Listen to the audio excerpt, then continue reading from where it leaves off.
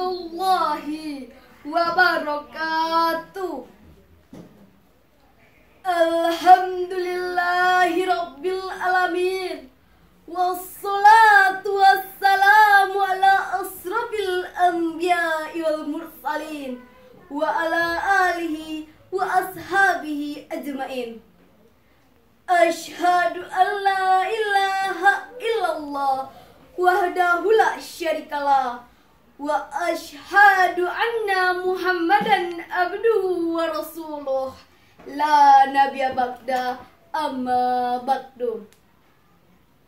Pertama dan paling terutama sekali, marilah kita ucapkan rasa puji dan syukur kita atas kehadiran Allah Subhanahu wa Ta'ala, karena berkat rahmat dan karunia Dia jualah sehingga kita telah dapat berkumpul di tempat ini dalam rangka acara lomba pidato tingkat MTS. Semoga acara kita dapat berjalan dengan lancar hendaknya. Amin, amin, ya rabbal alamin. Salawat beserta salam tidak lupa kita hadiahkan buat junjungan kita, yakninya Nabi besar Muhammad sallallahu alaihi wasallam. Untuk beliau, Allahumma sholli ala Muhammad wa ala ali Muhammad. Pemuda padang pasir, intan berlian dari Mekah, tanpa kenal Allah dalam menegakkan agama Allah. Semoga kita mendapatkan syafaatnya di yaumil mahsyar nantinya. Amin, amin, ya rabbal alamin. Yang terhormat Dewan Juri yang arif lagi bijaksana, yang terhormat panitia pelaksana acara lomba pidato tingkat MTS, hadirin rahimakumullah. Alvin Toffler menyatakan, era milenium merupakan era institutional change, yaitu era menjamurnya berbagai media komunikasi. Konsekuensinya, pada suatu sisi melahirkan nilai-nilai yang positif, namun di sisi lain overloading information melahirkan disease of adaptation, penyakit adaptasi, penerimaan terhadap unsur-unsur asing tanpa mempertimbangkan antara yang baik dan yang buruknya. Ketika orang barat asyik berjudi, remaja dan pemuda kita terlena dengan geplek dan remi.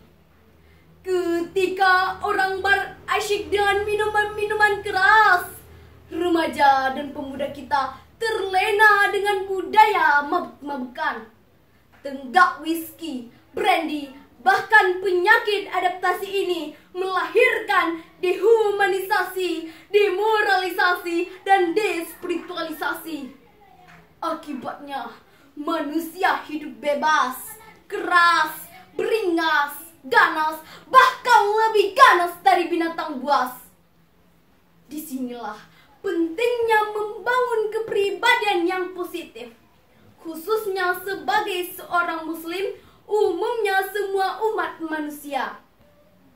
Maka pada kesempatan kali ini kita akan membicarakan tentang remaja dan pemuda sebagai aset masa depan bangsa. Sebagaimana firman Allah dalam surat Al-Anfal ayat 24 yang berbunyi, A'udzu billahi minasy syaithanir rajim. Bismillahirrahmanirrahim. Ya ayyuhallazina amanu istajibu lillahi walirrasul. Hai orang-orang yang beriman, penuhilah seruan Allah dan seruan Rasul. Iza dakum lima yuhyikum, apabila Rasul menyuruh kamu kepada sesuatu yang memberikan kehidupan kepada kamu. Wa'lamu annallaha yahulu bainal war'i wa qalbih. Dan ketahuilah bahwa sesungguhnya Allah membatasi antara manusia dengan hatinya. Wa'lamu annallaha yahulu bainal mar'i wa qalbih wa annahu ilaihi tuhsyarun. Dan sesungguhnya bahwa kepadanya lah kamu akan dikumpulkan. Shadaqallahul azim. Berdasarkan ayat di atas dapat kita pahami bahwa dalam membangun remaja dan pemuda harus membatasi antara manusia dengan hatinya. Namun, seperti apakah membatasi antara manusia dengan hatinya? Yaitu membatasi antara orang-orang yang beriman dengan kemaksiatannya yang dapat mendekatkannya dengan api neraka, dan membatasi antara orang-orang kafir dengan ketaatannya yang dapat mendekatkannya dengan syurga.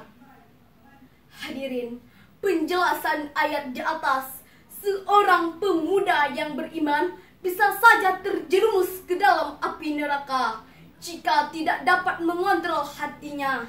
Kita sebagai pemuda harus dapat memilah antara yang baik dan yang buruk, karena kita aset negara di masa mendatang.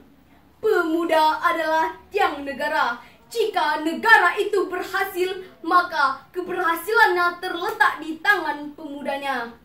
Insinyur Soekarno pernah berkata, "Berikan kepadaku 10 pemuda, akan kuguncangkan dunia." Hadirin rahimakumullah, dalam menemukan remaja dan pemuda yang sejati di tengah hiruk pikuk kemaksiatan, maka kita harus memakai metode yang efektif dalam mengaruminya. Sebagaimana firman Allah dalam surat Ar-Rum ayat 60 yang menjelaskan bahwa pemuda mukmin harus selalu bersabar, apalagi dikaitkan dengan perkembangan zaman. Sebuah contoh yaitu saat ini remaja dan pemuda kita terlena dengan westernisasi, kebarat-baratan.